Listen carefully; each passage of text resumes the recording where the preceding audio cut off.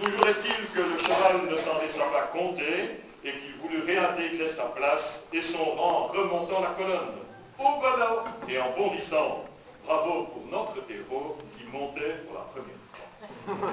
Quand j'ai entamé cette description, j'ai évoqué les surnoms qui lui ont été attribués. J'en ai oublié un. C'est Pion Sator, en souvenir des vacances à Majorque, où Bernard, probablement en retard de sommeil, a peu vu les spécialités locales et beaucoup sa couche, son lit, le transact. Pour terminer, permettez-moi de souligner les qualités d'animateur de Bernard, qui est capable de se souvenir des répliques des films qu'il a vus et de les replacer au moment opportun dans une conversation au grand bonheur de l'Assemblée. Laetitia dit de Bernard que c'est quelqu'un de drôle, doux et attentionné. Parfois un brin têtu, il est difficile de le faire changer d'avis quand il a quelque chose en tête. Grâce à lui, elle a appris à avoir un peu plus de confiance en elle et aussi à moins se laisser monter sur la tête par les autres. Il lui a permis de comprendre que le regard parfois négatif des autres est bien peu important face à l'essentiel. Tout cela a permis à Laetitia d'affirmer sa personnalité qui, au départ, était un peu enfouie sous les complexes du monde. Avec Bernard, les fous rires sont garantis, dit-elle. Il ne se passe pas une semaine sans qu'il y ait un éclat de rire. Bernard est passionné par son travail, bien que ce dernier lui prenne énormément de temps. Il met toute son énergie, tout son cœur dans son boulot et n'est satisfait que lorsque celui-ci est terminé à temps. Et quand il rentre à la maison, il aime partager avec Laetitia ses impressions et lui expliquer ce qu'il a fait de son travail de la journée. Et enfin, j'ai gardé le meilleur pour la fin. Laetitia a confié que Bernard est son premier très grand amour, le seul avec qui elle peut envisager un avenir serein, rempli de joie, rempli de jolies choses à vivre à deux, voire plus si affinité. Son témoin, c'est Christophe. Ils sont unis comme les doigts de la main. Il existe entre eux une grande complicité et beaucoup de traits de ressemblance. Lâchez-les séparément dans les magasins et vous les verrez revenir chacun de son côté, sans concertation, avec des achats identiques, qu'il s'agisse de pantalons, de chemises, que sais-je encore. Tous deux sont de bonnes fourchettes et aiment cuisiner. Voilà bien un héritage de leur papa qui n'avait de cesse de les appeler en cuisine pour lui donner un petit coup de main. Gageons que sur l'autre rive, il applaudit au bonheur de ce jour. Que dire alors de Laetitia? Chacun s'accorde pour considérer que Laetitia est une femme sans problème, sérieuse et réservée, qui préfère que l'on s'occupe plutôt des autres qu'elle. Enfant déjà, elle était le centre de toutes les attentions de ses parents, qui n'ont guère eu à se faire de soucis pour elle. Calme et studieuse, elle est fort sociable, même si elle a boudé les mouvements de jeunesse après quelques tentatives. Dans le même registre, peu hardi, elle préfère les soirées intimistes avec quelques amis. Elle les préfère en tout cas ces soirées-là au gardail et ambiance électrique du carré. Alors, me direz-vous, vous voilà bien dépourvu pour décrire une personnalité aussi discrète.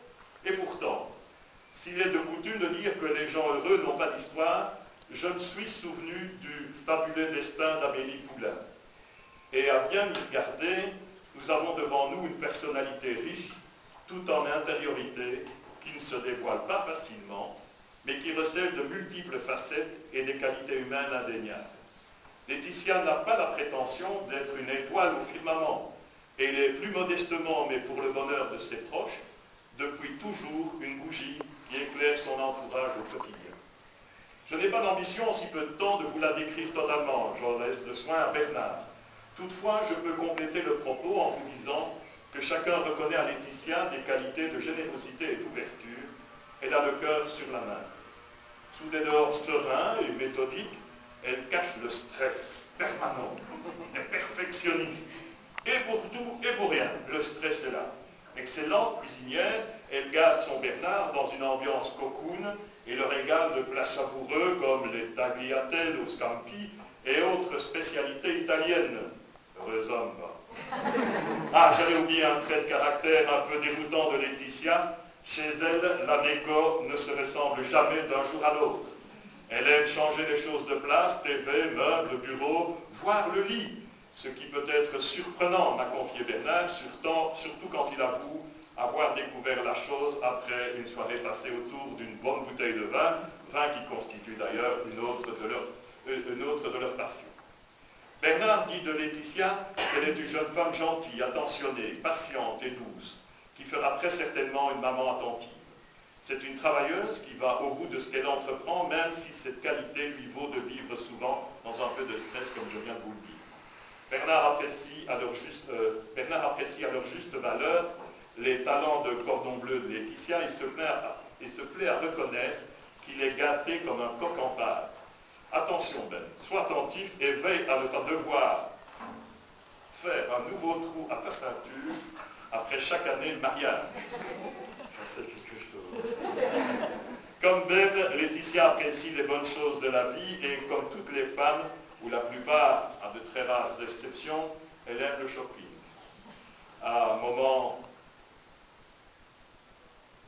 J'y arrive. Un moment, un brin têtu, ce qui est la marque de la tranquille obstination des gens patients et volontaires, elle lui réserve parfois de petites surprises, de petites blagues gentilles, je l'ai dit, comme changer de lit de place sans prévenir, ce qui perturberait tout mal digne de ce nom.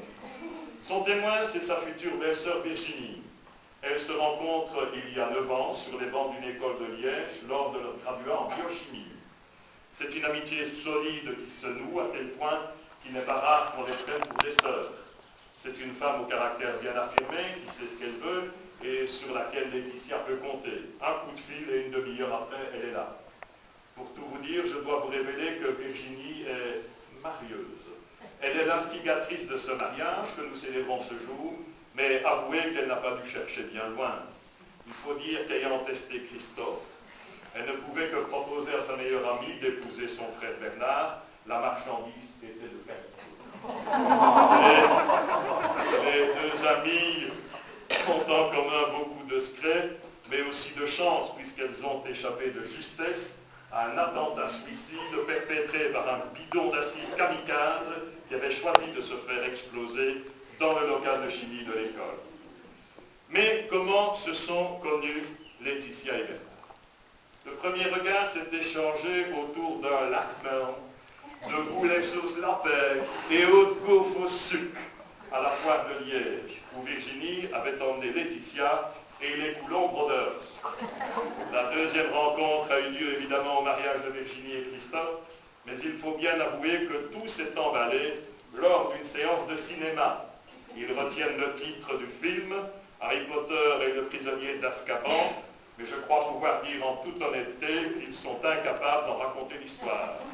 C'était le 20 juin 2004, c'est donc l'anniversaire, la date d'anniversaire, jour pour jour, du début de leur histoire d'amour.